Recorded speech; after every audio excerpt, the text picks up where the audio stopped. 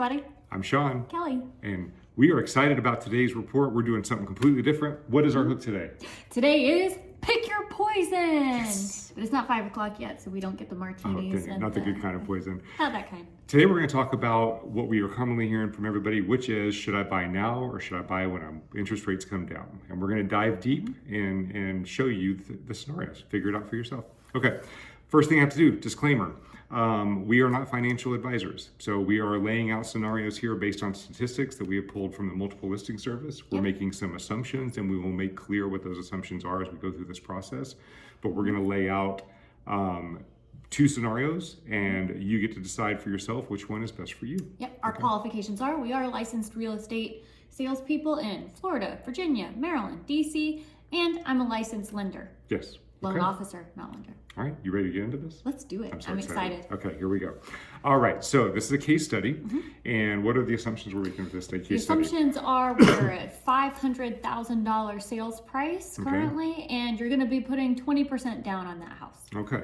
All right, so there's two scenarios. The first scenario is we have a current interest rate of 6.625%. We picked that because we just had a buyer that was pre-qualified for that amount, or pre-approved for that amount, which would make the principal and interest payment on this property $2,561.24. That's okay. right.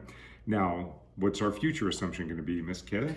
Well, when we ask everybody, we say, well, okay, so you want to wait, right? But at what interest rate would you get back into the market? And usually it's about 5.5%. Yeah. So that's what we're going to use, the future rate in the air question mark that everyone is wanting. Okay, so if we're at 5.5%, the principal and interest payment on that amount would be $2,271.16 per month. That's right. So based on this, people who are waiting for interest rates to come down, we're assuming that they've run numbers, that they're not just making these.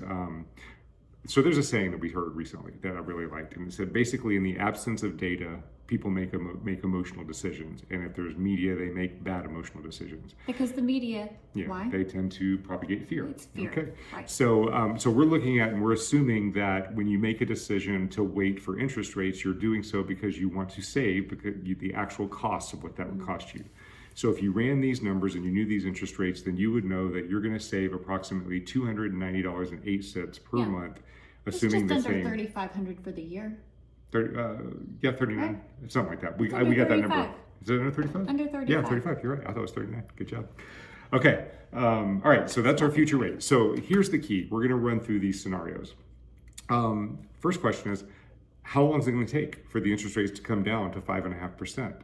For all these buyers to jump back in the market? We've seen news reports, we've seen predictions that the end of Q3, beginning of Q4, we should start seeing interest rates coming back down. Some I've seen as early as by the end of the summer, but we're not going to assume that. We're not going to assume best case scenario. We're going to go with, we're going to extend it out a little bit. So we're going to go with 12 months. All right. To just be really conservative. Yeah. So if it's 12 months at $290.08 a month, that's going to cost you an extra $3,480.96, as you said.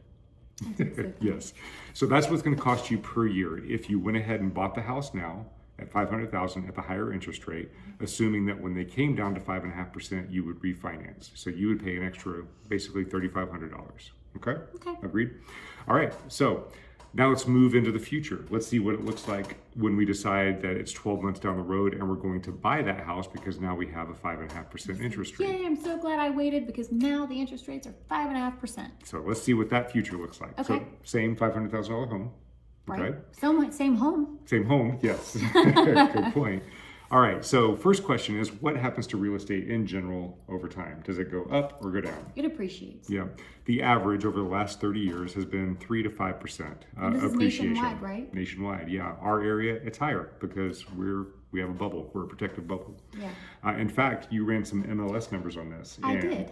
So what we used as our baseline is we used April of 2022 because that's when we started seeing buyers pulling out of the market because of the increased interest rates. So April of 2022, what was the appreciation that we saw year over year at that point? It was 10%. 10%. So 10. Yeah, that's what we've got right here.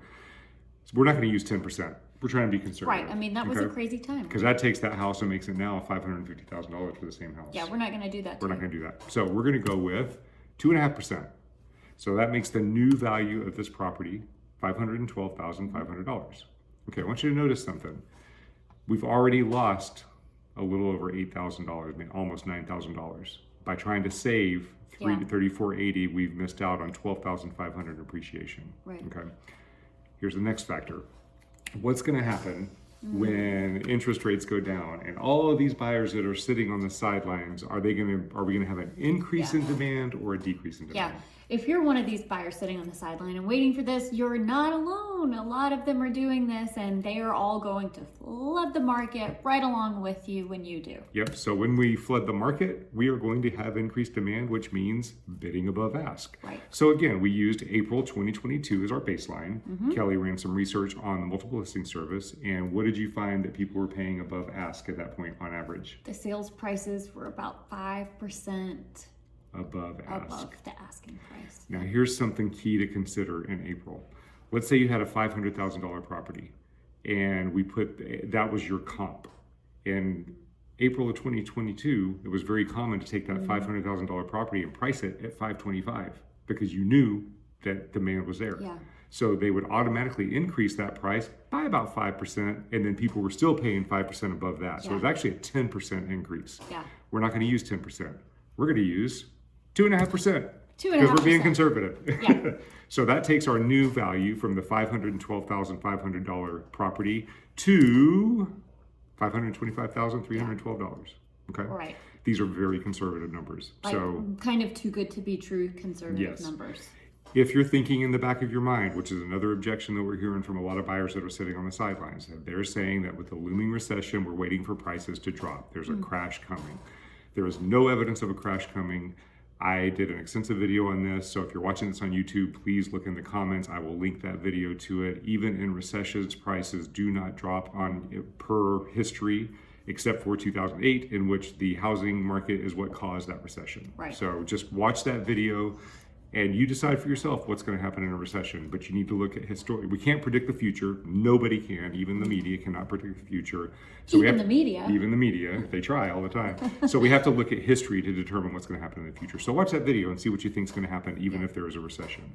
So right now we are at a $525,000 sales price, right? Sales price. Sales price for that With same. a lot of other people. With a lot of other people, and we're going to say you won it. Yay, you won the property. You know, you only had to go 2.5% above ask, so that's fantastic.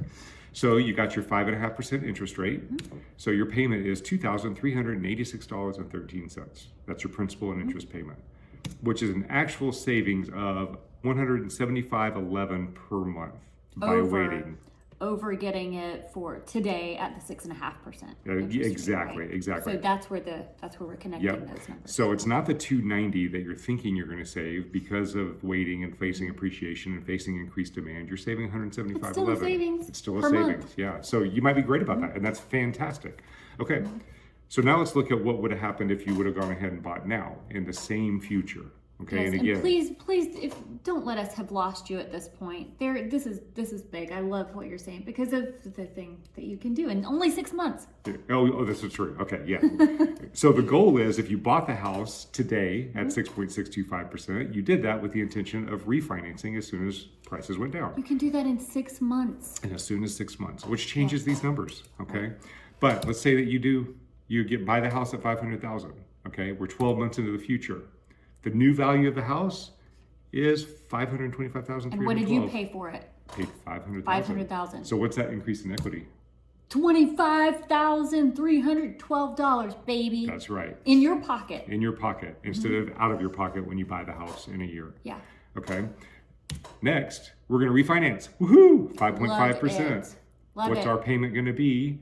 $2,271.16. Lower. Yep. It's actually lower. Yeah, it's lower than what you would pay now.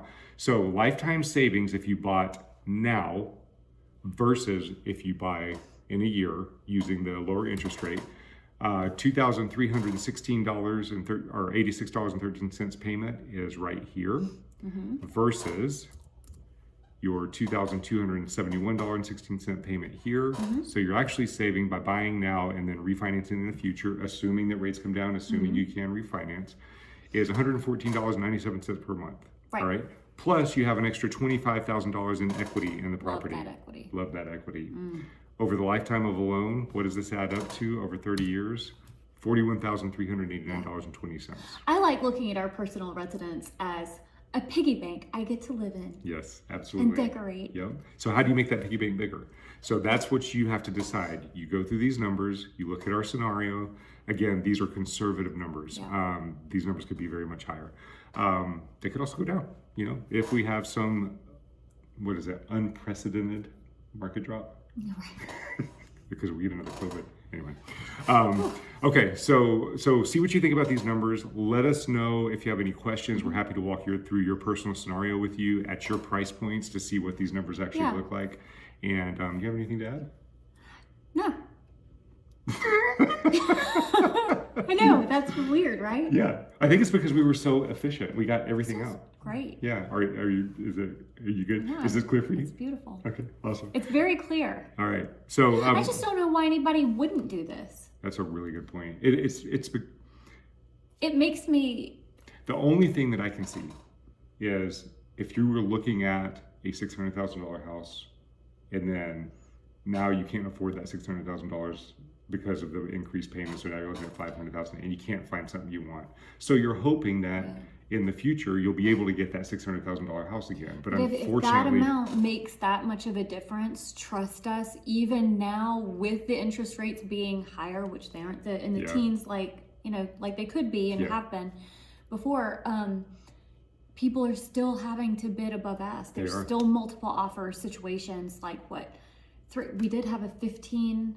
Wasn't it? We went against 15 situation. Other offers just 2 weeks ago, I think. Yeah. So the market is still very strong right now. Prices are not looking like they're coming down. And if they're doing that now, it's just going to be so much worse. Yeah. So if you're thinking that I was looking at 600,000, I can't afford. I'm waiting for the rates to come back down so I can go back to a $600,000 house. That $600,000 house is not going to be the same house. It's going to be the previous $450,000 house. Well, and because we were all expecting the inventory, the supply of homes out there to go up in the spring and summer. And I mean, we did a little bit, right? But not as much as enough, right? Yeah. And so what you're hearing in the market, you're hearing the market is down. That is absolutely true. Market here in Northern Virginia, in some areas, it's down as much as 40%.